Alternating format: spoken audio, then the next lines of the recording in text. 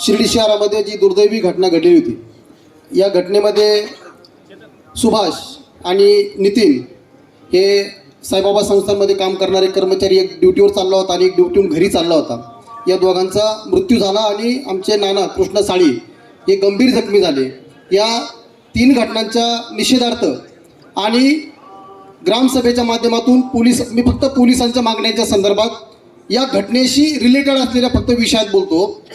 तर त्या मागण्यांच्या संदर्भात आपण या ठिकाणी ग्रामसभा आयोजित केलेली आहे. मी सर्व शिर्डी ग्रामस्थांचे अतिशय मनापासून आभार मानतो. आपण सर्वजण एकजुटीने एक वज्रमुठ करून या ठिकाणी या निषेध मोर्चात, मशाल मोर्चात सहभागी झालो आणि आजच्या घटनेचा निषेध केला.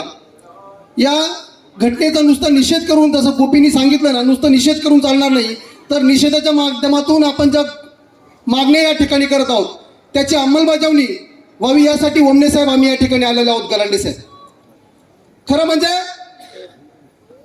इतकं विदारक चित्र, एक बाबांचा भक्त, दोघंही बाबांचे भक्त आणि तिसराही बाबांचा भक्त, ज्याची मंदिरात ड्युटी होती. दुसरा नितीन शेजूळ हा स्वामी समर्थांचा भक्त. माझ्या घराकडून दररोज मंदिरात जाताना, स्वामी समर्थ केंद्रात जाताना फुलं तोडून न्यायचा.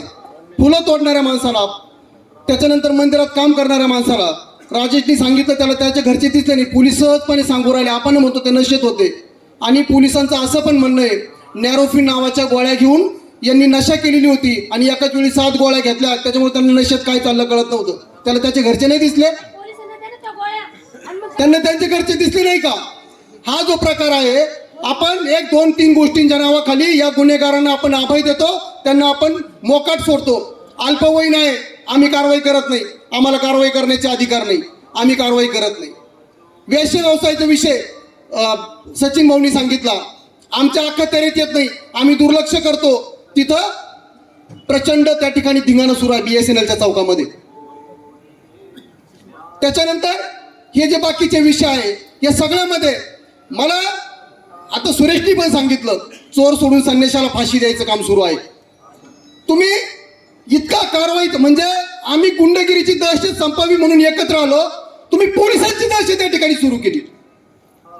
तुम्ही अजिबात त्यांचा काही दोष नाही. अशा लोकांच्या अंगावर काट्यांचे वळ. परवा एक फोटो व्हायरल झाला, इतकं मारलं होतं पोलिसांनी त्याला. तुम्ही गुन्हेगार सोडताय. तुम्ही मला फक्त एक सांगा, तुमच्या याच्या अगोदर आम्ही 100 बातम्या पाहिलेल्या. तुम्ही गांजा जप्त केला, तुम्ही दारूचे अड्डे उद्ध्वस्त केले, दारू जप्त केली. तुम्ही कधी दारू या ठिकाणी नाश केल्याची बातमी कधी दिली का? कधी गांजे पेटला तर वास गावात आला का? साहेब, तुम्ही कधी गांजा पेटवला?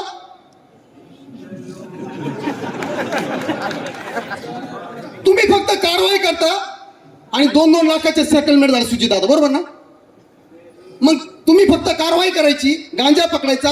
गुटख्यात तर डायरेक्ट बंदी असताना इतका गुटखा आपल्या भागामध्ये, मी तर म्हणतो नगर जिल्ह्यात सगळ्यात जास्त गुटखा आपल्या शिर्डी आणि परिसरात.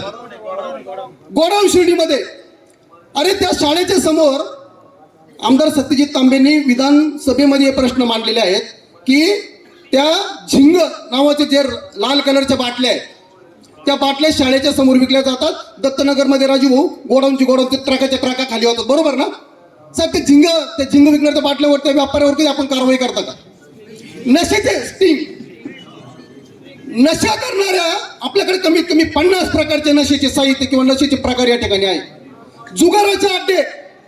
आम्ही जर तुम्हाला सांगितलं ना, बापू तुम्ही एकदा सातव साहेबांना सांगितलं होतं, साहेब या गावात इतके दारूचे अड्डे, तुम्ही जा तिथे जरा पहा. सातव साहेब म्हणे, असं का, तुम्हाला माहिती आहे का? मग एक काम कर, तुमचा एक माणूस आम्हाला, मग आम्ही आमचा माणूस त्यांच्याबरोबर पाठवतो.